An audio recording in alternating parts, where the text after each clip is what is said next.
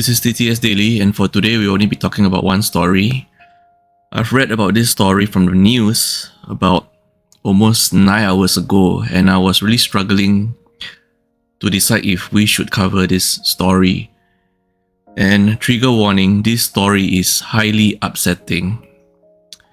It is a story about immense cruelty in child abuse, leading to one very young girl being unalived. This story will make you very upset. If you are not ready to listen to this story, my advice is scroll to the next video. Swipe this away.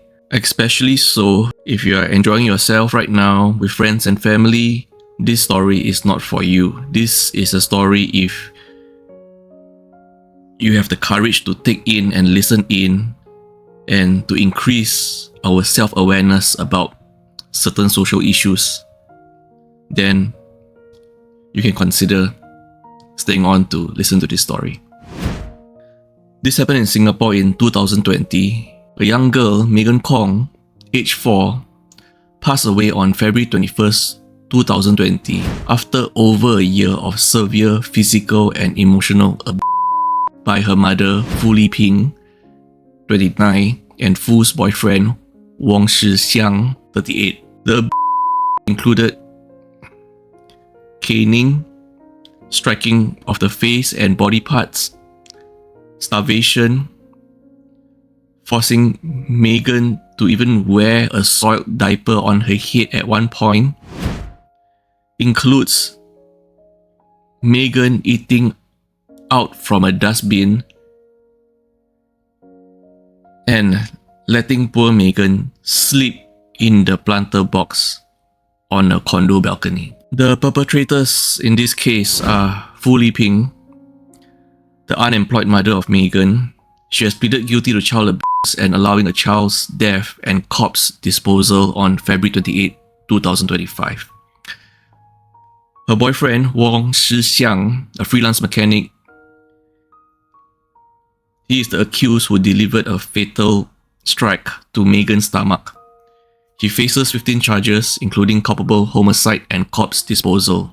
And the third perpetrator is Novel Chua Roshi, 35, a friend who recorded the abuse, did nothing to stop it, illegal substances with the couple. For background, Fu Liping and Mr. Khung married in 2015. Megan was born on October 2015. The relationship subsequently ended and Mr. Khung was incarcerated during 2017 to 2020. Fu Liping then began a relationship with Wong in 2018. Megan's abuse began when she was 3. Fu and Wong, the couple, caned Megan for urinating on the bed or sofa, and these bruises were evident on her face, her arms, and on her body. And preschool staff told the couple that would be referred to the Ministry of Social and Family Development. Subsequently, on September 17, 2019, Fu Liping withdrew Megan from preschool. Megan now begins living with the couple full-time. This is to add on further context from the point where Megan started living full-time with Fu and Wong. Wong would cane Megan regularly, even striking her, with Fu joining in at times. And Wong even taught Fu how to inflict pain on Megan without leaving marks, without leaving evidence. By November 9, 2019, the cruelty of the abuse is getting worse and worse. On November 9 itself, Fu forced Megan to wear a soiled diaper on her head because Megan forgot to tell her mother that her diaper was full. And this was captured on video footage with Fu scolding Megan, placing the diaper on her head and striking Megan as Megan said, "Mommy, I cannot see." In late 2019, there is video footage of Wong forcing Megan to eat food from a dustbin. Also, other abuse in late 2019, including Wong shaving the head of Megan, drew on her face, and even parade her publicly, during which Wong can be seen laughing at Megan in the video, and with Wong even telling Megan to say hello to strangers in the public in order to humiliate her. From January 2020 to February 2020, the cruelty of took another notch up. Megan is constantly being starved right now, and her diet was controlled totally by Wong's mood. And because Megan suffered many cane marks, when the wounds dry up, they turn into scabs, and Megan was peeling the scabs, which led to her bleeding and staining her clothes. And because of that, the couple forced Megan to be naked. Megan was not allowed to wear any form of clothing. Megan by now is a constant state of being without clothes, hunger through starvation, and malnourished. To add further to that, Megan was forced to sleep in a planter box on the condo balcony at Suites at Guillemard in Paya Lebar. The planter box measures 3 meter by 1 meter. You can see the place where Megan has to sleep, as shown from court documents. Megan was confined to sleep in that cramped compartment you can see in the picture, beneath the wooden planks, without clothes, without pillows, without blankets.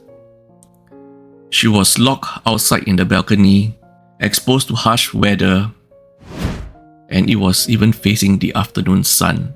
This is really, really inhumane, really, really evil. And because of this, Megan once suffered heat stroke, and Fu had to apply ice cube on Megan's body to cool her down, and despite that, she was not brought to a doctor or a hospital. Wong also sprayed water on Megan, even hitting her jaw, which caused her jaw to be crooked. And instead of bringing Megan to see relevant specialists, they tried to fix Megan's jaw with force from watching tutorials online. At one point, there's also video footage showing Megan naked and emaciated with visible wounds, pleading for a t-shirt while Fu ignored her. Another clip shows Fu eating near the planter box, while Megan is locked outside in the balcony in the planter box, begging for food, while Fu tells Megan to keep quiet. On February 21st, 2020, Wong fatally punched Megan in the stomach. The trio, Fu, Wong, and their friend Chua, ignored Megan's pain. They took illegal substances, and Megan passed away hours later from torture. Post-death, no ambulance were called, and the trio tried crude resuscitation attempts, including using metal chopsticks as a defibrillator. The trio then left the condo on February 23, 2020, and stayed mainly in hotels and service apartments until June 2020. During this time, Wong wrapped Megan's body with a blanket and layers of cling film to slow decomposition. The trio then experimented with different barrel designs with the aim of burning Megan's body to remove all evidence. Finally, Megan's body was burned in a custom barrel on May 8, 2020, and her ashes were scattered at East Coast Park. Megan's father, Mr. Khung, filed a police report on July 20th as he was worried about her safety. The trio were arrested on July 24th, 2020 after investigations. The prosecution seeks 15 to 20 years jail for Fu Liping, while the defense requests max 11 years. For Wong Shixiang, the prosecution is seeking 20 to 30 years jail and 15 to 17 strokes of the cane, while his defense is asking for 20 to 22 years jail and 11 strokes of the cane. The case remains pending for Novel Chua Ruoshi. Wong and Fu will return to court on April 3rd for sentencing. We do not take lightly to the news that we cover over here, and this is a news that greatly affected me when I read about it, and I was thinking for very long if we should cover this news.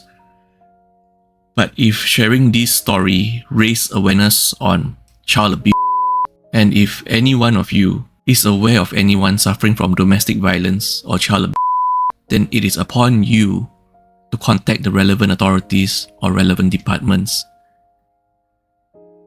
Because Megan was just a child. Megan was 4 years old. Megan doesn't know what is wrong or right. Megan deserves love. Megan deserves justice. Megan didn't deserve to be treated this way. Could this have been prevented? If there was just one early welfare check on Megan, could this have been prevented? If Megan's preschool reported the couple to the Ministry of Social and Family Development, could this have been prevented? So, share this, raise awareness on child abuse. If you are aware of anyone suffering from or domestic violence in any form, it is upon you to contact the relevant departments, because you could be the difference.